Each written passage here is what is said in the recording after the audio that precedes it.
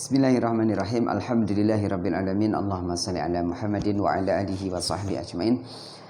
Sahabat Al-Qalam di mana saja berada, alhamdulillah di malam hari ini kita coba mengkaji atau sedikitnya membacakan hadis dari 100 hadis pilihan, ya. 100 hadis pilihan. Ini dari buku Al-Qalam, ya, hafalan 100 hadis pilihan. Dan di pertemuan pertama atau di hadis pertama ini kita akan membacakan hadisnya, dan hadisnya cukup pendek, ya. Jadi tadi kita lihat. Nah, ini ya hadisnya tentang niat. Bismillahirrahmanirrahim. Hadis pertama, pentingnya niat. Innamal a'malu binniyat. Ya, cukup segitu ya. Ini karena untuk hafalan untuk level pertama. Ya, jadi untuk level ke-1 ini yaitu tentang niat. Innamal a'malu binniyat. Sekali lagi kita lihat di sini ada redaksi hadisnya. Ya. Innamal a'malu binniyat. Ini nih hadisnya. Nah, bisa dilihat di sini ya. Innamal a'malu binniyat. Sesungguhnya setiap perbuatan itu tergantung niatnya. Sekali lagi saya bacakan, innamal a'malu binniyat. Sesungguhnya setiap perbuatan itu tergantung niatnya. Ini hadis riwayat Bukhari dan Muslim dari Umar bin Khattab. Aslinya hadis ini cukup agak panjang ya, tapi di sini kami penggal cukup kalimat depannya saja, penggalan ini. Tujuannya untuk mempermudah hafalan, ya, untuk mempermudah. Jadi tentang niat ini kita sedikit bertahap ya nanti. Yang pertama kita lihat di sini, innamal a'malu binniyat. Sesungguhnya setiap perbuatan itu tergantung niatnya. Setiap perbuatan tergantung niatnya. Perbuatan apapun itu tidak akan lepas dari niat. Jangankan perbuatan baik, bahkan perbuatan buruk pun itu pasti ada niatnya. Kecuali bagi orang yang tidak sadar mengerjakannya.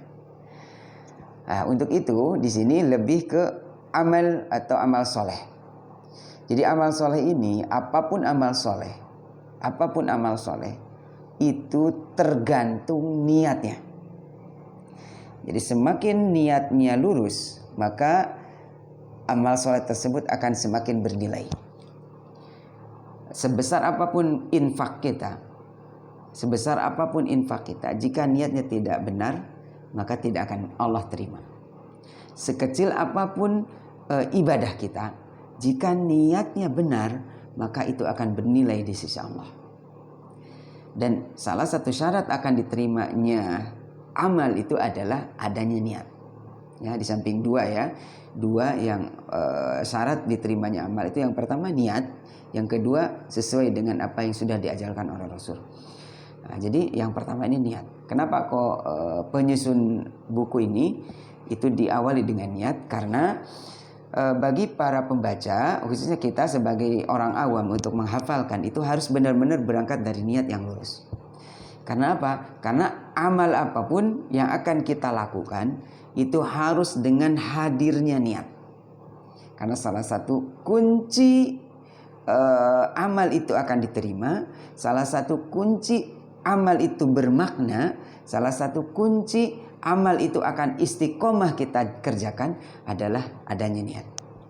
Tidak sedikit amal berat, tapi dengan niat yang lurus itu menjadi ringan.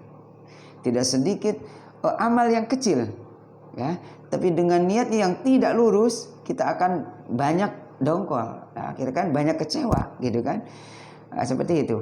Jadi amal itu tergantung orang yang mengerjakannya. Jadi bisa jadi oleh orang lain dipandang itu sesuatu yang luar biasa, gitu kan, luar biasa. Tapi ternyata oleh pelakunya itu dianggap biasa saja, kan, seperti itu. Contoh seperti misalkan bangun malam kan tidak semuanya bisa. Ya, tidak semuanya orang bisa melakukannya. Kok bisa bangun kok jam 2 gitu kan, setengah 3 orang tidur, ketika orang lain tidur lelap gitu kan, dengan kasur empuknya, selimut tebalnya gitu kan, dingin, kok dia mau gitu kan, bangun kok malam-malam, bangun sendirian, gak ada orang yang lihat gitu kan. Berat kan seperti itu. Dia bangun malam, ambil air wudhu padahal dingin, tapi kok ringan gitu melakukannya. Kenapa? Karena dia punya niat di dalam hatinya. Nah, terus misalkan orang berinfak, infak besar-besaran gitu kan, kayaknya setiap hari itu kalau gak infak, dia itu kayaknya gatal gitu. Tiap hari gitu kan dia ngasih berbagi gitu, kok kayaknya ringan gitu. Itu memberinya itu ringan gitu. Ternyata ada apa itu? Karena adanya niat. Kenapa? Semakin orang lurus niatnya, maka dia akan semakin ringan melakukannya.